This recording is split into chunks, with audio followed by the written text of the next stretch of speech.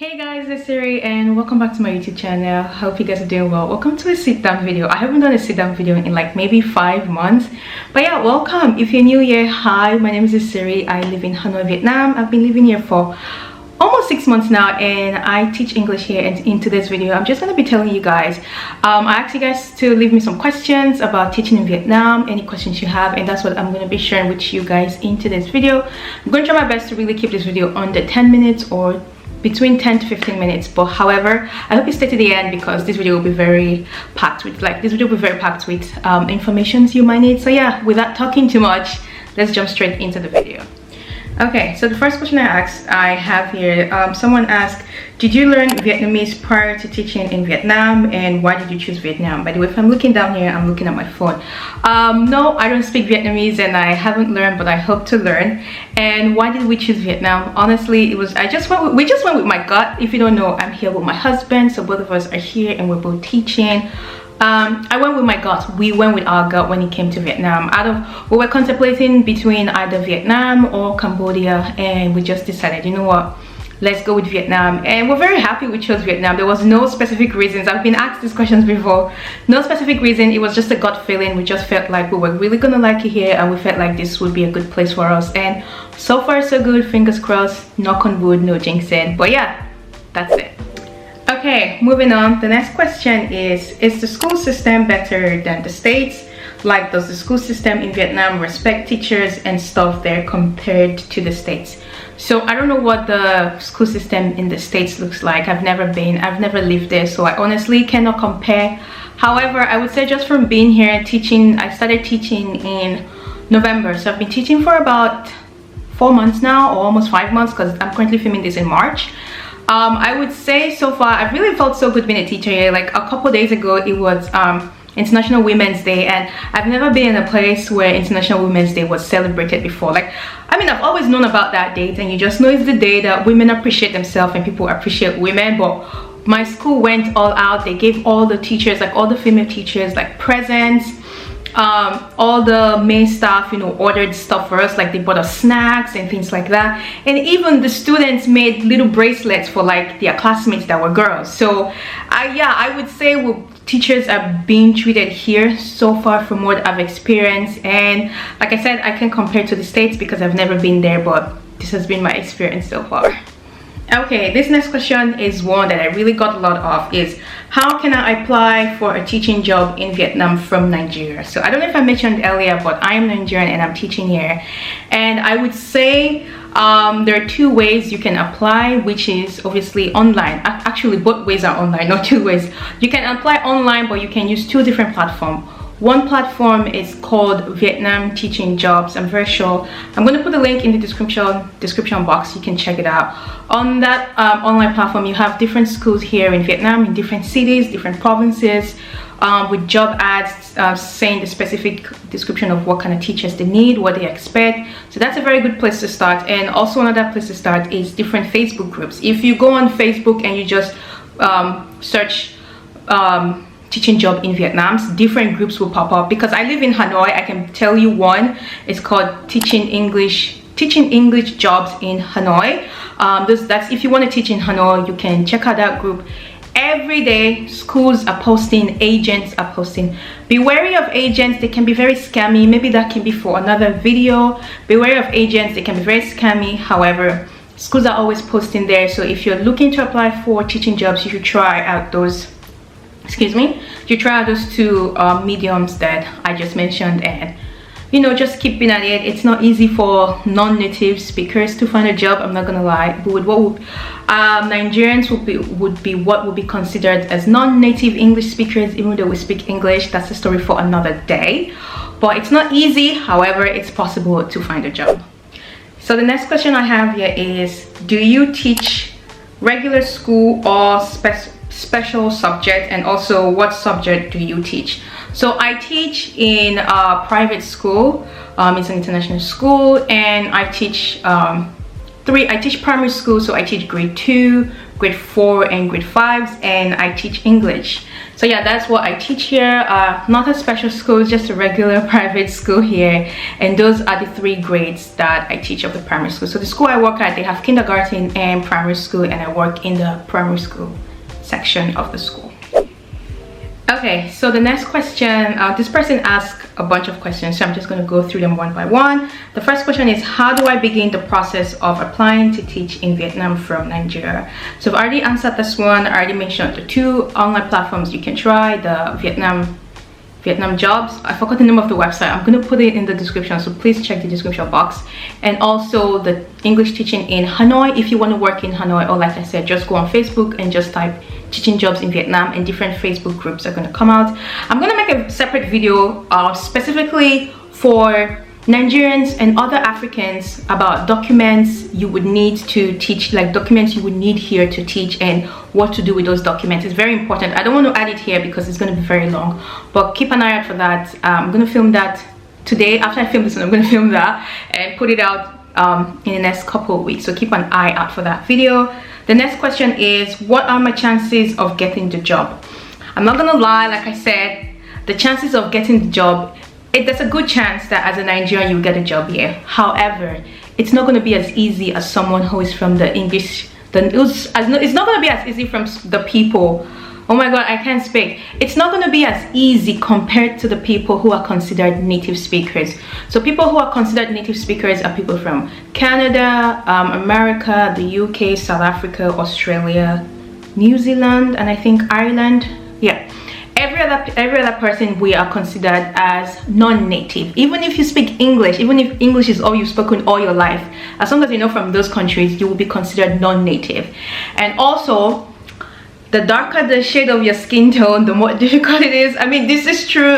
There's no sugarcoating it. However, there's still a high chance of finding jobs. Like my neighbor, she's Nigerian and she works here. I've met a few other Nigerians, a few other Africans that I've met a few other Nigerians and other Africans that works here too. So yes, it might be a lot more difficult than than the other people. However, there's still a very good chance, because there's some schools who really don't care. Like my school where I work, they don't care if you're native or non-native. As long as, you know, during the interview process they see that you're right fit for the job, they will take you. There's some schools here like that who really don't care where you're from, as long as, you know, when they do the interview, your pronunciation is good, your accent is good, you know, you get all the, you know, during the interview process they like you, they like your vibe, then they would go with you.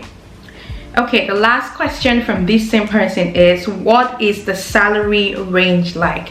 So salary here really is dependent on your experiences, and also sometimes depending on if you're a native speaker or not. As sad as that is, that's true.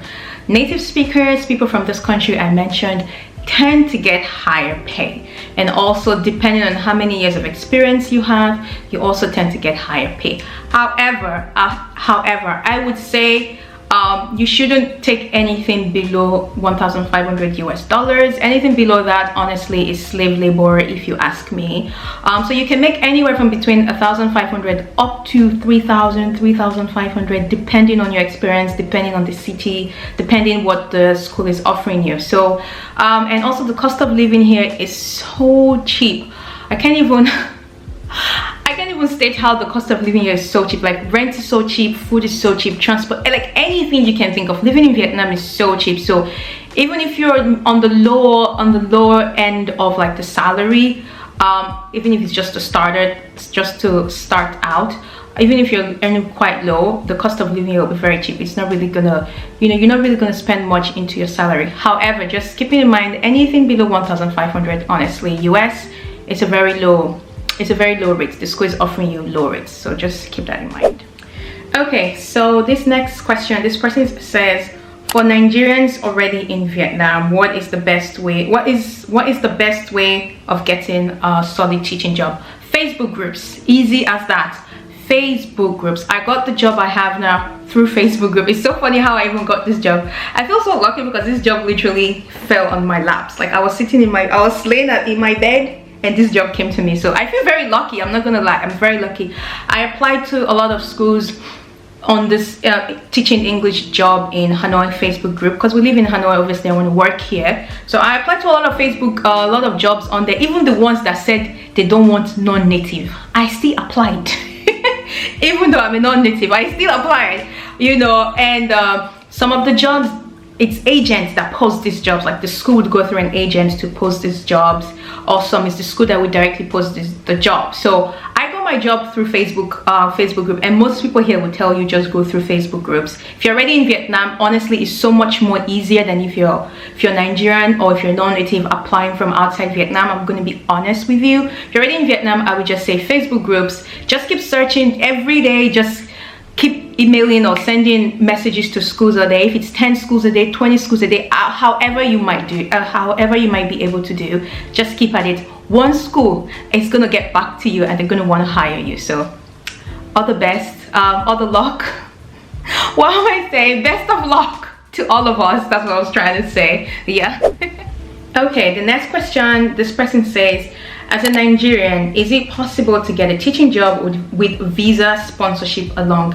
Yes, when a school hires you, they not automatically. Some schools would say they would sponsor your work visa. Some schools would say they don't sponsor work visa. So you have to keep that in mind. So if you're applying, especially if you're already outside of the country and you want to move here, you want to work with a school that would sponsor work visas. So on these like platforms that I told you, these Facebook groups and this online website, you would see in the job description, the schools would clearly state if they can sponsor work visa and work permit. If they say sponsor work visa and work permit, then those are the schools you want to apply to, because when they hire you, they'll be the one to sponsor your work visa and your work permit. But also just keep in mind, from what I've seen here from my school and some of my friends that work here, some people have met, most schools would not pay 100% of your visa fee. You would have to split it. Your school would pay half and you would pay half.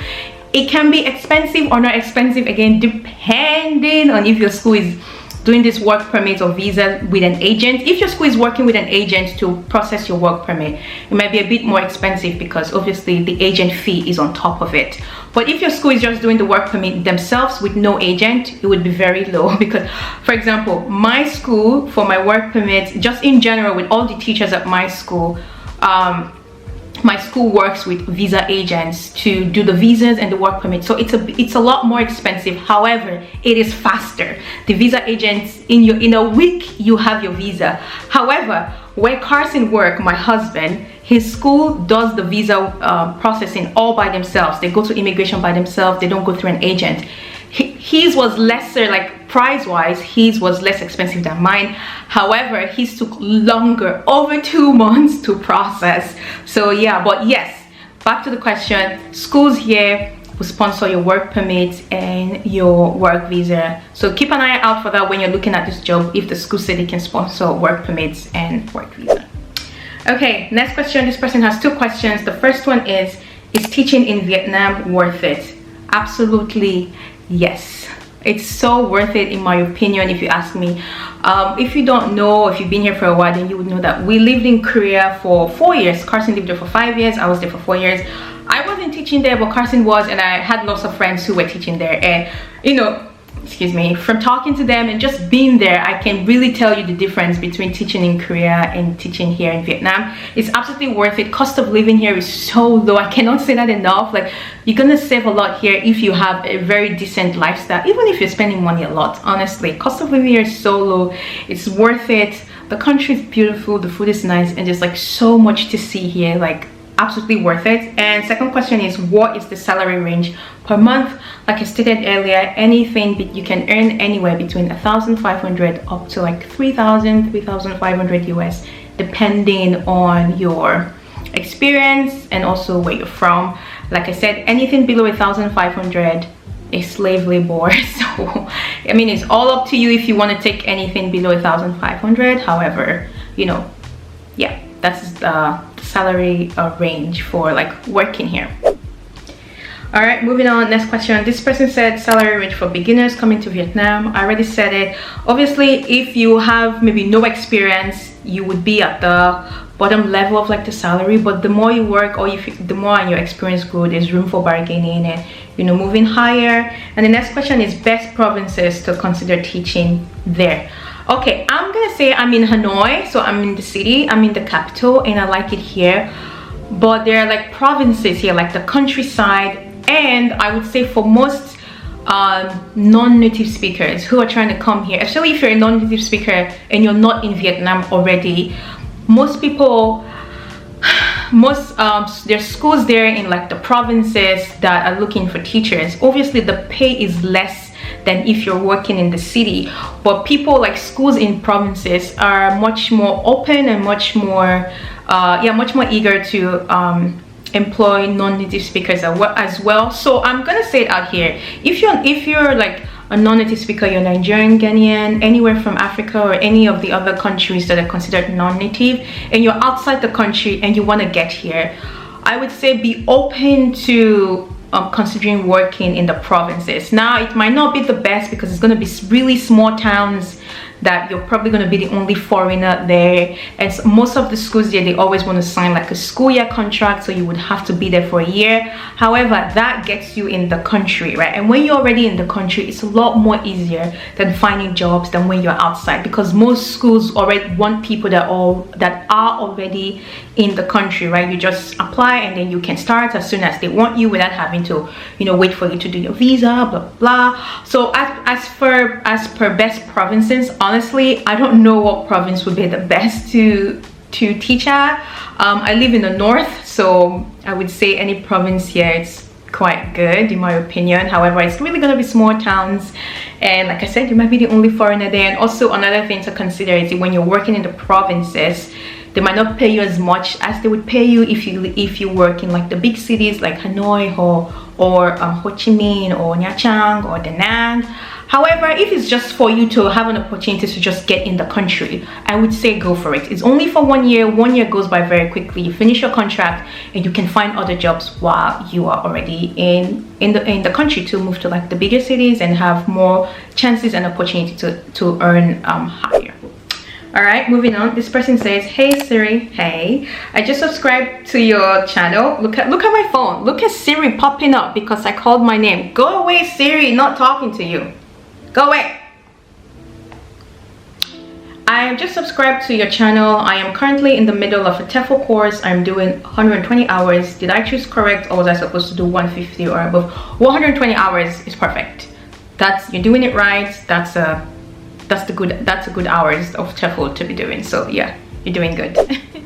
Okay, this next question, this person has two questions. Hi Siri, I am so much interested in applying for a teaching profession in Vietnam. Here are some of my questions. 1, how much is the basic salary for beginners teachers in Vietnam? I already answered that.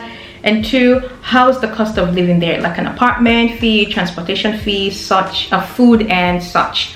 So like I said earlier, cost of living here is very cheap. So for like an apartment, depending on what part of, first of all, depending on which city you're living in. So I'm going to speak for Hanoi because I live in Hanoi and that is what I know. So depending on what part of town you're living at, the prices can be a little high. It will be considered high for Vietnamese standard, but for like Western standards, I would say it's not high at all, or it can be considered low. So for example, we live in Tefl. Tefl is the foreigner part of town. Like most of the expats live here, so things in Tefl are foreigner price, if you know what I mean. So the rents, the restaurants, everything here, even getting your pedicure, blah blah blah, cutting your hair, it's all foreigner price because this area is very like expats. Lots of expats live here. So I would consider this part of town quite expensive for Vietnamese standard. But personally, when I go pay for these things, even in Tefl, I feel like I'm still paying so cheap. But if you live outside of Tefl, you live in other part of the city, you can get a nice 2-bedroom apartment for as low as $500 US, $400 US, depending on the part of town you're living at. You can get a 1-bedroom for as low as $200, $250, $300. Honestly, cost of living here is so cheap. It just depends on what part of town you want to live in. In Tefl, for example, this part that will be considered expensive, you can get a 2-bedroom apartment for like $600, $700, $800 US, $900, $1,000 US, depending on how much you're willing to spend. So cost of living here for me is relatively cheap because, in my opinion, even paying $1,000 US for a 2-bedroom apartment, that, don't forget, most places here, most apartments here would come with free Wi-Fi. Like where we live in a 2-bedroom and it comes with free Wi-Fi. We have house cleaning twice a week for free. They take out our trash every week for free, and yeah, and we pay 700 US for this place we live in my opinion. That's a good deal. So yeah, don't forget those, like the amenities that comes with the places you live to. So yeah, cost of apartment here is not so expensive. Transportation, very, very cheap. I use Grab a lot. So Grab is the app. On Grab you can order food, you can order for taxis or bikes. I always choose to use bikes because for me is, even though it's not the safest, but it gets you where you're going to fastest. Hanoi is very congested and traffic heavy, but bikes can easily weave and move around traffic. So I always choose to use bike. I take Grab to school every day. Most of my money goes into going to school every day because I take Grab to and fro. I'm thinking about getting a bike, but I'm still very not sure if I want to ride on the streets of Hanoi. But the average Grab ride is anywhere between 40,000 VND to 100,000 VND, depend on where you're going. And I'm going to put those prices and the what's it called, equivalent in USD on the screen so you can have an idea. And also food, oh my god, food so cheap.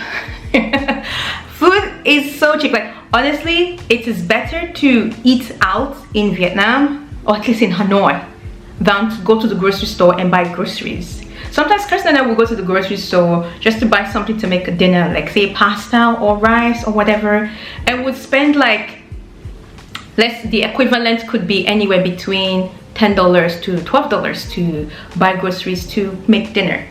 But we'll go out and eat for less than $2 or less than $5 for both of us. So why would you even want to cook, right? So eating out and eating food here in general is so cheap. And also if you go to like the really local grocery, like the really local markets, not the supermarkets prices are a bit high. If you go to like the local markets, like the women on the streets, it's even way cheaper there. So cost of living here is very cheap. That's why I said even if you are on the lower end of like the salary, you can still save because the cost of living here is very cheap. Unless you like to spend money a lot, then maybe you won't be able to save, but yeah. Okay, so the last question is, how easy or how hard was it for you to find a teaching job in Vietnam? Is there any do's and don'ts that you would like to share? I would say for me it was easy and hard at the same time for me to find my job, because like I mentioned earlier, this job I work at literally fell on my laps. But before this job fell on my laps, while I was casually sleeping in bed, I was searching for a job for at least 2 weeks. So it wasn't even that hard, honestly. I was always on those Facebook groups. I came here in September, and my whole September and October I was like, I just want to rest. I don't want to work yet. I want to rest. And then November came. Literally as November landed, I started looking for a job. I would go on this Facebook, I would go to the English teaching job in Hanoi Facebook group, and I'll be applying to like jobs, even the ones that said they wanted native speakers. I was still applying to them. So it was a little bit hard. Some people got back to me. I sent them my emails. Some people would not reply your email. You would message them on Facebook Messenger. They wouldn't reply you. Or some people would get back to me and be like, sorry, we want native speakers at this time. This job, actually, how I got it was one of those. See, this is why I say send jobs even if the job say native speakers, still send. This job, I sent my application to this the school, or it was an agent that posted it. Said this school is looking for native speakers. It specifically said that native speakers, but I still messaged her anyways, and she was like, oh sorry, right now the school is looking for native speakers. However, if any school is looking for non-native speakers, I will get back to you. And I was like, okay, thank you. And I just carried on with my life. I totally even forgot about that. I think about like 1 or 2 weeks later, I got a message from that agent, and just like, this school is looking for teachers. They're looking for native and non-native, so you can apply. She literally messaged me on a Saturday. I would not forget. She messaged me on a Saturday. I sent the school my email. I sent this an email to the school with like my CV and my resume, blah blah blah. I got an email back, and they were like, okay, come for an interview tomorrow, which was a Sunday. I went there. I met with the head of the English department that I would be working at. We did like a an interview, like a talking interview, and then she was like, can you come to school on Monday to do a demo lesson? So a demo lesson is very important here. Any school, I think I would say 99.9% of any school you apply to would ask you for a demo lesson. So a demo lesson is basically for them just to see you, how you are as a teacher in front of students. If you're not already in the country, you would have to do your demo lesson online, which can be really weird. But if you're already in the country, most times the schools will ask you to come to their school to do a demo lesson, or they will ask you to send a video of yourself doing a demo lesson. So for this demo lesson, they really just want to check your pronunciation. They want to see how you relate with the students, how you handle the class, just, you know, stuff like that. So I went there the next day on a Monday. I did my demo lesson, and she messaged, the head messaged me back. She called me back on Zalo. She said she'll get back to me on Zalo if I got the job. Later that evening, she called me on Zalo and she was like, can you start tomorrow, Tuesday? That was how fast it was for me to get this job. Sorry, I think I lost track of the question here. Oh, she said, how easy was it for you to find your job, and what are the do's and don'ts? The do's and don'ts. So for do's and don'ts, I would say, I mean, just present yourself like a teacher. You know, you're going to be interacting with kids. Don't give up creepy vibes. And especially, I would say for non-natives specifically, I would say when you do this, try it, because most times they really want to listen to your accent, because when they think of non-natives, they think we sound like this all the time, you know. So try your possible best to give off the best English accent you can give, you know. And yeah, so basically that's it. I hope I answered everyone's question. If you still have any questions that you want to ask, please leave them below in the description box. I hope this video wasn't too long, and I hope you found this video very helpful. Like I said, I'm going to be putting out a video literally very soon about like documents you would need for native speakers and even non-native speakers, but specifically what you need to do with those documents, because there's some things you would need to do. I'm going to be filming that video today and posting it very soon, shortly after this one. So yeah, thank you so much for watching. Thank you so much for being here. I hope you stay. I hope you stick around and make content about my life here in Vietnam as an English teacher and just navigating this country. But yeah, thank you so much for watching, and I will see you guys in my next one. Bye.